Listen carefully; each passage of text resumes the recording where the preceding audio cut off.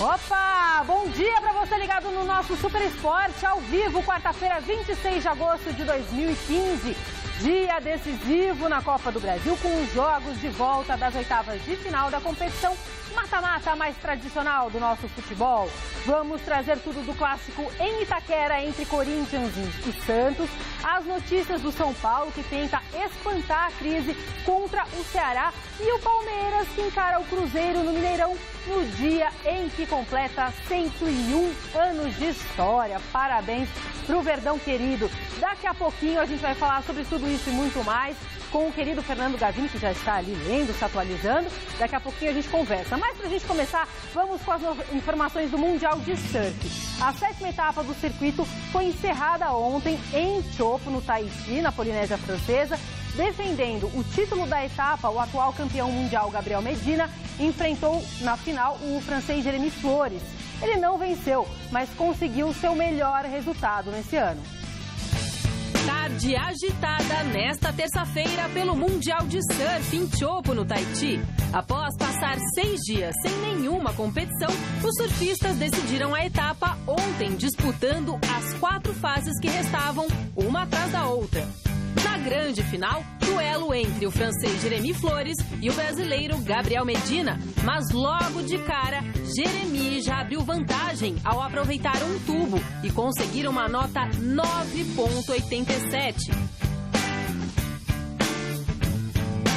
Depois, o francês só esperou mais uma boa onda para anotar um 7 e fechar a final com 16,87. Medina teve azar ao pegar 2 ondas não muito boas e com notas de 7,17 e 6,03, somou apenas 13,20, deixando o título desta etapa com o francês.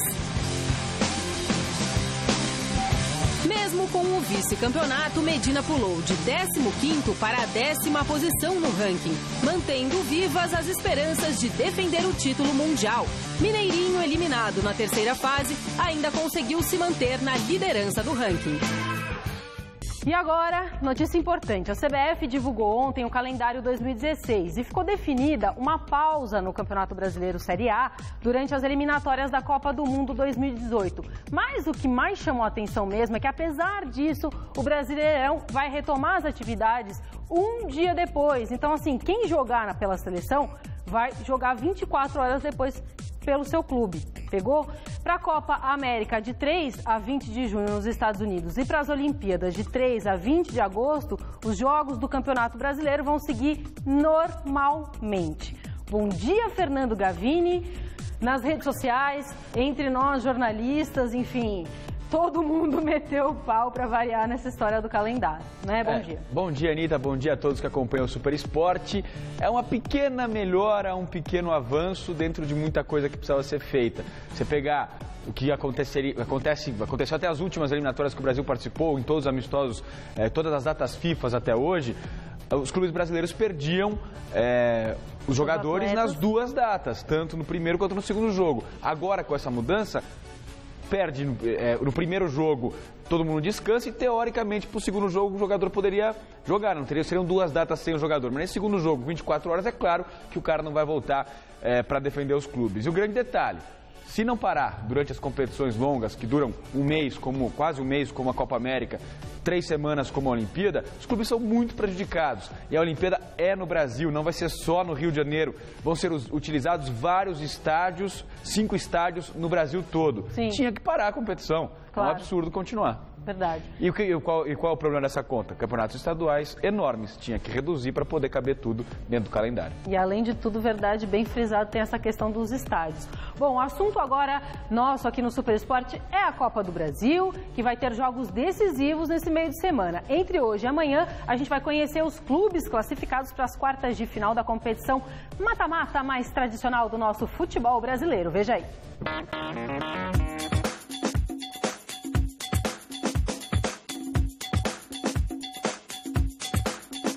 Depois dos jogos de ida que abriram as oitavas da Copa do Brasil, os clubes pelo país afora começam a definir hoje os classificados para a sequência da competição. O Corinthians visitou o Santos quarta-feira passada e, além de perder por 2-0 para a equipe praiana, o Timão ainda sofreu uma baixa pra lá de expressiva. O atacante Luciano, que havia marcado 5 gols nos últimos 4 jogos, acabou rompendo o ligamento cruzado do joelho direito e não joga mais em 2015.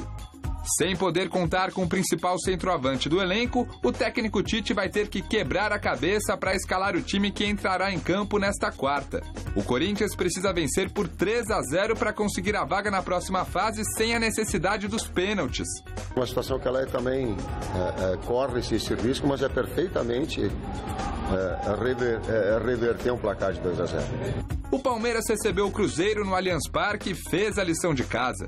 Os comandados de Marcelo Oliveira bateram o atual campeão brasileiro por 2-1. Hoje, em Belo Horizonte, o Verdão pode até empatar, que mesmo assim avança na Copa do Brasil. O ideal é que não tivéssemos levado o gol. 1-0 seria melhor do que 2-1, mas não podemos lamentar por uma vitória em cima do Cruzeiro, que veio bem armado, marcando muito, com alguns jogadores velozes para fazer contra-ataque, e nos deu muito problema. Já o São Paulo passou por um verdadeiro vexame no Morumbi. O tricolor mediu forças com o Ceará, último colocado da Série B do Campeonato Brasileiro, e perdeu para o Vozão por 2-1. A torcida, que compareceu em pouco número ao estádio, não perdoou o mau desempenho da equipe são paulina. O futebol vai mudar e vamos a melhorar, mas eu creio que os atletas estão dando hoje todo o que podem dar deles. No clássico carioca entre Vasco e Flamengo, melhor para o Cruz Maltino. Vitória por 1-0 diante do maior rival e vantagem do empate garantida para o confronto desta quarta-feira no Maracanã. Outro carioca que entrou em campo pela Copa do Brasil foi o Fluminense. O time do técnico Anderson Moreira sofreu, mas passou pelo Paysandu no Rio por 2-1. Agora o Papão vai precisar vencer em Belém do Pará por 1-0 para seguir vivo no torneio. Quem conseguiu um resultado mais elástico foi o Internacional. O Colorado recebeu o Ituano e ganhou da equipe paulista por 2-0. Amanhã, em Itu, os gaúchos podem até perder pela contagem mínima, que mesmo assim continuam na Copa do Brasil. O lado azul e branco do Rio Grande do Sul também está em festa. O Grêmio foi até o Couto Pereira e venceu o Coritiba por 1-0. Assim, o tricolor de Porto Alegre precisa apenas de uma igualdade nesta quinta-feira para garantir o passaporte às quartas de final. Por falar em igualdade, o Atlético Mineiro teve que suar a camisa diante do Figueirense. Os mineiros perdiam para os catarinenses por 1-0 até o finzinho do jogo, quando Leonardo Silva tratou de empatar a partida. No confronto da volta, no Orlando Scarpelli, o Figueira segura a vaga para a próxima fase com um simples 0-0.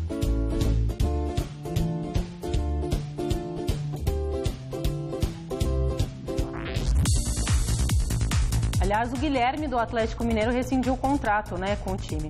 Bom, mesmo com a vitória no jogo de ida por 2-0, o Peixe não quer saber de jogar pelo empate não senhor ou administrar a vantagem, pelo menos é o que disse ontem o artilheiro Ricardo Oliveira. Vamos ver.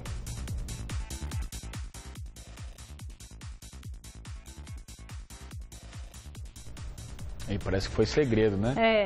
Foi segredo. Vai entrar ou nem? Mas tá certo isso aí. O Santos não tem que mudar o estilo de jogo, não. O time que vai pra cima, que ataca, e tem que jogar da mesma maneira.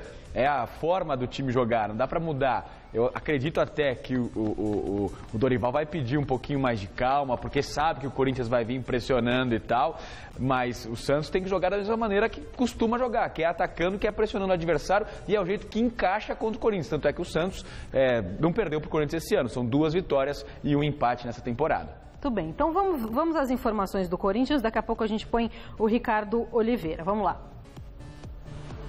O treino da véspera da partida contra o Santos foi fechado à imprensa. Uma prática raríssima na era Tite no Corinthians.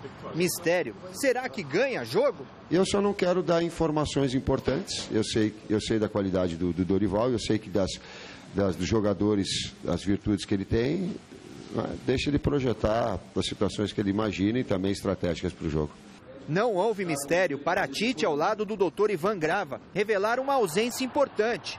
A de Jadson, poupado por causa de um edema na coxa. Ele apresentou uma dor na coxa direita, feito exame, constatado um edema muscular, e ele foi tirado do jogo devido a isso, e vão fazer tratamento intensivo esses dias para ele estar disponível para o professor no próximo domingo.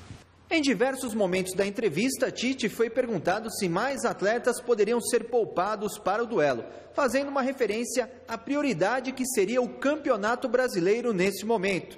Em diversos momentos, o treinador foi obrigado a fugir de respostas. Está confirmado o Jadson, depois não tem mais nada a confirmar. Os atletas sabem. Quais são os jogadores mais cansados e que o senhor recomendaria que ficasse fora do jogo contra o Santos? O que já foi recomendado, somente o Jadson. Doutor, parabéns, doutor. Ele largou uma cordinha pro senhor de novo. Vai que eu ia lhe dar um pouquinho igual. Estou esperto aqui também, professor. Aqui, valeu. O discurso está bem ensaiado, né, Tite? Tá. E não deu nem tempo de eu dar um pedal aqui. Em meio ao discurso ensaiado, o Corinthians terá mais um duelo eliminatório no ano em Itaquera, após as quedas para o Palmeiras no Campeonato Paulista e o Guarani pela Libertadores. Tentará também vencer o Santos pela primeira vez no ano. O Santos foi melhor no primeiro tempo. Cada situação ela é muito pontual. O primeiro tempo desse jogo foi definitivo, foi decisivo, porque o Santos foi melhor. Agora essa nova etapa aí desse confronto. Sobre a vantagem da equipe da Baixada, que venceu o jogo de ida por 2-0, Tite mistura uma dose de otimismo com um pouco de ceticismo. Há uma vantagem para o Santos considerável, ainda mais sendo clássicos. Placares dilatados em clássicos são situações muito difíceis de acontecer. É uma vantagem considerável, mas pode ter certeza que não está definido, não. E aí a vovó entrou aqui no Globo.com, matéria do nosso querido amigo Tociro Neto, falando do Matheus Pereira, que entrou no final do jogo contra o Cruzeiro justamente no lugar do Jadson e deve ser a opção para esse jogo aí de hoje, já que vai ter a falta do Jadson, né? E aí tá dizendo o seguinte, o Matheus é organizador, tem características próximas à do Jadson, pode fazer a saída de bola, mas é mais um terceiro homem de meio campo, mais ofensivo. Quem falou foi o Osmar Loss, treinador do Sub-20. Mas eu não sei não se vai colocar o menino nessa fogueira logo de cara, um jogo contra o Santos, decisivo, que não é fácil. O Corinthians tem a missão. Você vencer um clássico por 3 gols de diferença é muito perto do que o Tite disse. Depende muito da situação, da circunstância. Agora, você entrar em campo precisando fazer 3 gols complica demais, porque o adversário sabe disso, joga com regulamento, e eu estou muito curioso para saber como é que o Tite vai montar esse time. Não acredito nessa possibilidade de entrar com um menino mais novo. Pode ser até que ele use a alternativa de colocar o Ralf na equipe. Você fala, vai deixar o time mais defensivo? Não. Vai jogar o Bruno Henrique na do Elias, o Elias na do Renato Augusto, o Renato Augusto vai jogar na do Jadson. Eu acho que seria muito mais próximo do time que vem jogando. Aí solta um pouco mais o Elias, que é um cara que chega muito bem no ataque, o Renato Augusto joga na função do Jadson. Acho que seria a melhor solução. Bom, como a gente disse, o Ricardo Oliveira dos Santos disse que não está trabalhando com essa vantagem do primeiro jogo de 2-0, né, que o Peixe venceu. Vamos ver o que ele comentou. A gente vem com uma mentalidade de que, para nós, cada jogo ele é uma final, sendo dentro da Vila como fora. E esse é mais uma final para a gente. Então, nós temos uma outra oportunidade fora de casa, diante de um grande time, onde vai estar certamente sendo empurrado pela sua torcida. E quanto a aí com a vantagem para lá, eu acho que nós não estamos com essa cabeça não, com essa mentalidade não. Nós estamos indo para lá para fazer um grande jogo, sabendo de toda a dificuldade. Nós temos um resultado a nosso favor? Sim, temos. Mas em momento algum nós estamos pensando de ir para lá pensando com esse negócio na cabeça de que nós vamos para lá porque nós temos um resultado favorável, que o jogo pode ser assim. Não, nós vamos para lá determinados a fazer um grande jogo e determinados a buscar uma vitória. Essa é a nossa mentalidade. Gavini, eu assisti uns outros momentos dessa coletiva dele em que ele falou o que foi, entendeu? Nossas conquistas, o que a gente venceu foi. Agora tem que olhar pra frente. Hoje é hoje, então assim, é isso que ele colocou. E tá certo em pensar assim, e ele tem muita liderança, né, dentro do elenco do Santos. Acredito que os jogadores, os mais jovens, ouvem muito ele, né, antes das partidas, durante os jogos, inclusive. Agora, o que eu fico pensando, olhando esse momento do Santos no Campeonato Brasileiro, esse momento do Santos com o Dorival Júnior, é que se o Santos não tivesse sido campeão brasileiro, campeão paulista, estaria fazendo uma baita de uma campanha no Campeonato Brasileiro, brigando pelo título. porque foi só colocar um técnico, Dorival Júnior, que o time está jogando muito bem. Parece que o começo do campeonato foi titubeante por causa dos problemas, por causa do técnico sem experiência e tal. O Marcelo. Eu tenho a impressão que se fosse o Dorival ou um outro técnico desde o começo do campeonato, o Santos estaria numa situação bem melhor. Puxa, você pensa isso mesmo? O Marcelo Fernandes foi tão elogiado. Então, foi elogiado, mas é um cara sem experiência. A diretoria acabou deixando porque era um técnico barato, que ganhava bem menos do que ganha hoje o Dorival Júnior. Pela dificuldade financeira do Santos, era até uma solução adequada naquele momento. Só que o time começou a perder, começou a desandar. Agora foi só botar um técnico que arrumou taticamente o time, são os mesmos jogadores. O Santos está jogando muito mais. Podia ter começado antes, é isso que você quer dizer. Bom, em um momento conturbado, o São Paulo, que perdeu o jogo de ida por 2-1, tenta reverter a situação contra o Ceará essa noite no Castelão. Ontem, o vice-presidente de futebol do clube, o Ataíde Gil Guerreiro, garantiu mais uma vez a permanência do técnico Juan Carlos Osório no comando da equipe. E a reportagem você confere agora do Felipe Esboril. Bom dia, Anitta. Bom dia para o pessoal acompanhando em casa o Super Esporte. Vamos falar do São Paulo, que entra em campo esta noite contra o Ceará pela Copa do Brasil, fase de oitavas de final. Jogo de volta. Primeira partida terminou 2-1 para o Ceará no Morumbi. Por isso, a equipe do Nordeste tem vantagem do empate neste confronto. O São Paulo precisa vencer por 1 gol ou mais de diferença para se classificar à próxima fase. Prestigiado no cargo, Juan Carlos Osório tem todo o respaldo da diretoria tricolor para permanecer no cargo. O Osório fica no São Paulo. O Osório vai continuar no São Paulo, independente do resultado no Ceará, que nós esperamos que seja uma vitória com a diferença suficiente para continuar na Copa Brasil. Quem manda no futebol sou eu. O presidente tem toda a possibilidade, tem todo o direito de me substituir a qualquer momento. É dele o cargo. Ele pode a qualquer momento falar, estou cansado de você, saia.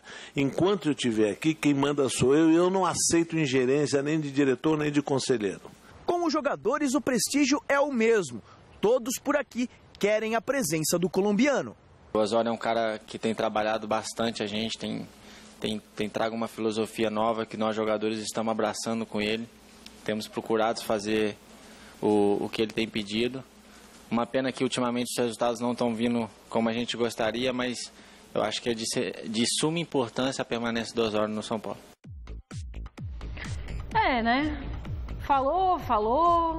Mas eu gostei dessa posição do Ataíde Gil Guerreiro, de dizer que ele não sai. Claro que tem que ser mantida, né? Não adianta dizer o técnico está prestigiado, aí perde o jogo, manda embora depois. Também muito obrigado. Está prestigiado, desfez todo o elenco, ele não sabia que... São 8 jogadores que saíram do São Paulo. Foram embora. Claro que tem muita coisa que você pode questionar do Osório, o excesso do rodízio, às vezes mudar 6, 8 jogadores de um jogo para o outro. Daqui a pouco nem que ele queira fazer esse rodízio, ele não vai conseguir, não vai ter jogador, né, vovó? Porque então, não vai ter. Eu entendo que você pode fazer um rodízio quando você tem um elenco com jogadores do mesmo nível, em posições que você tem jogadores iguais, que se você colocar um ou outro não perde qualidade. Só que não é o caso do time do São Paulo, principalmente depois de tantas mudanças, de tantas perdas. Agora, claro que foi um vexame muito grande o São Paulo perder para o time reserva do Ceará semana passada dentro do Morumbi, lógico que foi, mas é possível apagar tudo isso. Basta o São Paulo ser São Paulo e conseguir derrotar o Ceará lá em Fortaleza por 2 gols de diferença e conseguir a classificação.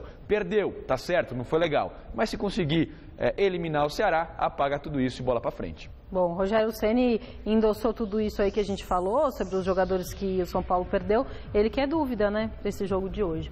Bom, hoje, dia do 101º aniversário do Palmeiras, o Verdão encara o Cruzeiro no Mineirão, em jogo que vale vaga nas quartas de final da Copa do Brasil. No jogo de ida no Allianz Parque, o time do Marcelo Oliveira levou a melhor, 2-1. Jogadores das duas equipes falaram sobre a partida decisiva dessa noite. Vamos ver.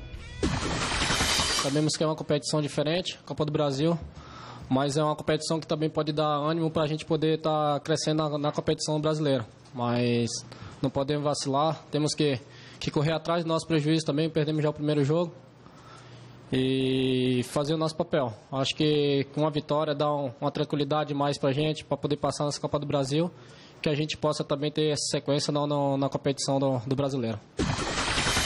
É difícil, né? É um resultado muito perigoso. A gente sabe que jogar pelo empate vai ser difícil, então a gente tem que buscar a vitória, porque um gol fora de casa vai nos dar uma boa vantagem. Então não podemos ficar só em busca do empate, a gente tem que buscar sempre um golzinho para complicar. É só não fazer nada de errado, vovó. O nosso diretor é palmeirense, sabe quem falou pra vovó na redação? Anitta, costuma dar problema em dias comemorativos do Palmeiras. Por causa do aniversário Rodolfo de 101 não está anos. muito confiante. Não pode pensar desse jeito. Mas eu acho que o Andrei Giroto falou tudo ali. O resultado perigoso.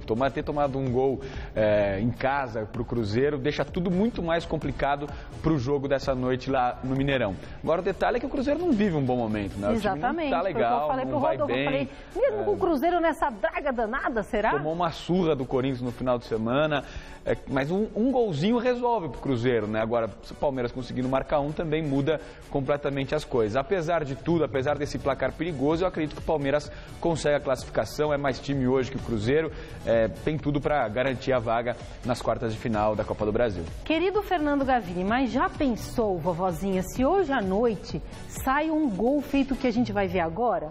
Olha o que o Felipe Gabriel fez no treino de ontem à tarde. Um belíssimo gol de bicicleta registrado pelo drone da equipe da TV Palmeiras. Que bicicleta, hein? Vamos tirar o GC aí para conseguir ver direitinho.